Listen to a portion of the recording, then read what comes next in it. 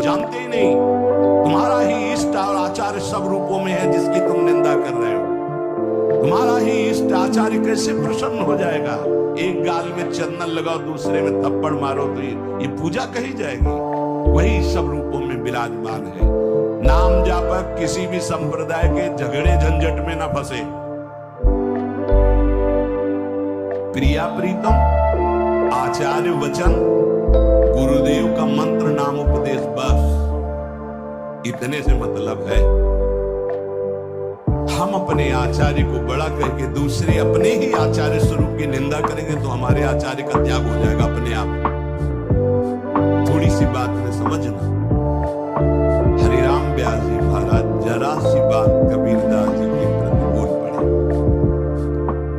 वो तो नित्य रास विलास रस को क्या जाने, वो तो निर्गुण निराकार है, भगवान के शिव। हल्का शब्द जरा सा, वो रस की गरूरता में बोले, निंदा नहीं की। जैसे अपने लोग श्लोक में बोल देते हैं, संभाव्योपि विरंचि नारद शिव स्वयं वाप्तेर्नया। हमारी प्रिया जो की जो दास्ता का रस है वो सुखदेव जी, भगवान शंकर आदि की। ये कोई निंदा नहीं, इस रस की गरिमा, उस रस की एकांत प्रियता। बस अंतर पड़ गया, लीला बंद हो गई। गुरुदेव हरिवंश महापुरुष से प्रभु अब तक जी नहीं सके, वो लीला चिंतन चल रहा था, बंद हो गया। उनका हरि के किसी लाड़िले का अपराध बन गया।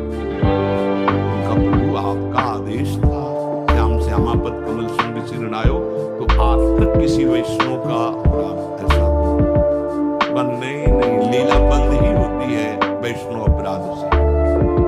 का प्रभु क्या ये अपराध माना जाएगा कबीरदास जी के प्रति? बोले हाँ, तुम क्या जानो कौन महापुरुष किस भगवान के आदेश से रस में रंगा हुआ है? ये तो अपराधी है। तो यमुना किनारे बैठ करके विनय की रोए तो कबीरदास जी यमुना जल से ही प्रकट हो गए। और फिर उन्होंने बताया कि जैसे पंगत में कोई कचौड़ी चला रहा है, कोई गुलाब जामुन चला रहा है, तो ऐसा नहीं कि गुलाब जामुन चलाने वाले को केवल गुलाब जामुन मिलेगा, कचौड़ी चलाने वाले को कचौड़ी। वो जब बैठेगा पंगत में तो सब कुछ पाने को मिलेगा। ऐसे ही अलग अलग भगवान ने संतों को सेवा दी। तुम निराकार की उपासना स्थापित करो, तुम साकार की, तुम ये तुम, लेकिन रसास्वादन सबको बराबर होगा। जैसे